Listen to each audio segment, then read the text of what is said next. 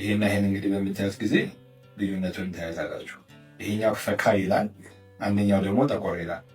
ለነስተኛ የገር ቤተሰቦች አሁን ደግሞ ይዤላችሁ የመጣሁት የፓውደር ፌስ ስክራባችን ነው። አሁን የፓውደር ፌስ ስክራብ ስንጠቀም እንደምታዩት እንደዚህ ዱቄት ነው። ይሄን ዱቄት እንግዲህ ትንሽዬ በማንኪያ ያክል እንደምታዩት ይችን ያክል ነው የምንወስደው። ይሄን እጃችን ላይ አድርገን የምንጠቀመው። ለምንድን ነው ይሄን የምናደርገው? እንግዲህ ቀን ስንዞር ጠዋት ቅባት ተቀብተን እንወጣለን፣ ሰንስክሪን እንጠቀማለን። ማታ ላይ ቤት ስንገባ ብዙ አቧራን ይዘን የምንገባው። ስለዚህ ያንን አቧራ በምንድን ነው የምናነሳው? ብዙዎቻችሁ ፌስ ዋሽ አለኝ ምናምን ትላላችሁ፣ ግን ፌስ ዋሽ የሚያነሳው ያንን ወዙን ያነሳዋል፣ ግን አቧራውን አያነሳው። ስለዚህ አቧራውን በደንብ የሚያነሳላችሁ ፖር በደንብ እንዲከፋፈትና ብሪዝ እንዲያደርግ የሚያደርግላችሁ ስክራቡ ነው።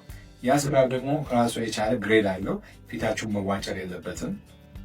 አጠቃቀማችሁም ጀንትል ነው መሆን ያለበት። ስለዚህ እንዴት እንደምትጠቀሙት ላሳያችሁ። አሁን እንደምታዩት ይቺ እንግዲህ ትንሽዬ ፓውደር ነች። በዚህ ልክ እንግዲህ እንደምታዩት እንዲች ነው የምትሆነው። ይሄንን እንግዲህ ምንድን ነው የምታደርጉት? ቀስ እያላችሁ ይሄ እንግዲህ ፊታችሁ ነው ብለን ቀስ እያላችሁ ስክራብ የምታደርጉት። ይሄ ሚልኪ የሆነ እንደዚች አሁን ውሃ እያደረጋችሁ ይሄ አሁን እንደምታዩት እንደዚች እስኪሆን ድረስ ታላችሁ። አሁን በጣም ከተጫናችሁት ቆዳችሁ ትጎዱታላችሁ። ስለዚህ በጣም ሳትጫኑት እንዲች በሆነ ከሁለት ደቂቃ ባልበለጠ ነገር ነው እንትን የምትሉት። ከዛ ይሄ በምትታጠቡበት ጊዜ ቆዳችሁ ላይ ያለውን ቆሻሻ አቧራ በሙሉ ይዞላችሁ ስለሚነሳ በጣም ቆንጆ ነው የሚሆንላችሁ።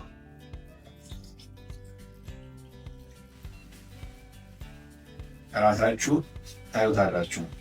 ይሄን እንግዲህ በምታዩት ጊዜ ልዩነቱን ታያላችሁ። ይሄኛው ፈካ ይላል፣ አንደኛው ደግሞ ጠቆር ይላል።